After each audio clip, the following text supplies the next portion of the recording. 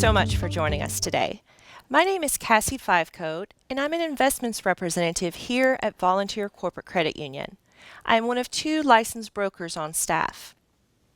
We speak with credit unions of various sizes, and one common theme that we always hear is that our member credit unions have more cash on hand than they can ever remember having, primarily due to the pandemic.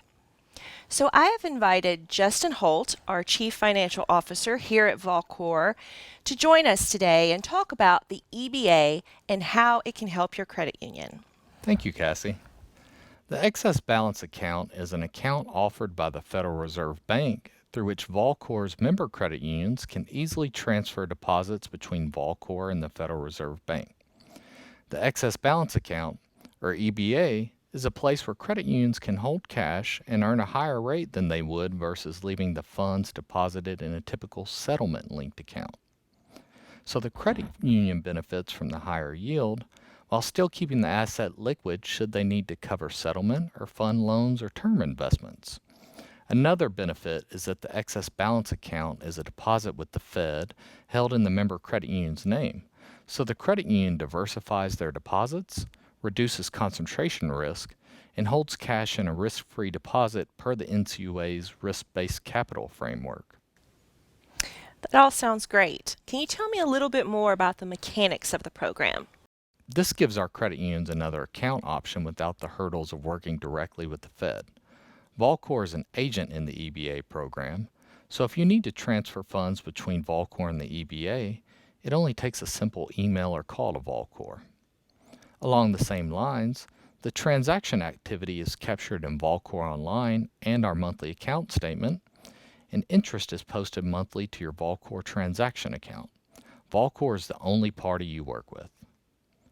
Now keep in mind that the EBA is a limited purpose account, so there isn't any activity in the account other than deposits and withdrawals.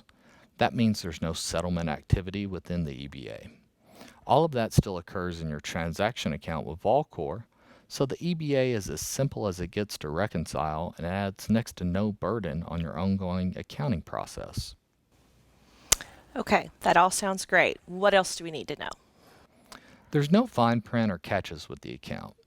There are no fees associated with the program like wire fees, and there's no limit on withdrawals or transfers.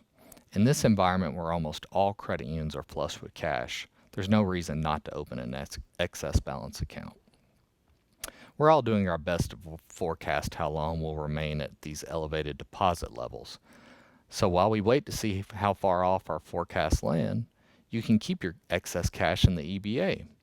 Should you begin to see deposits subside, you can easily transfer cash out of the EBA same day with no notice. Will our credit unions need to fill out any paperwork in order to set up an EBA? There's a simple, short document that both the member credit union and Volcor execute. We send that document to the Fed, and shortly after, the account is live. That's it. So it's really just that simple. It really is. If you're interested in moving forward with setting up an EBA, please reach out to Justin and he will be glad to help you. Or if you would like to discuss your current investment strategy, you can reach out to me directly. Our contact information will be provided at the end. Thank you so much for joining us today. And please remember that we are here to help you, so don't hesitate to reach out at any time.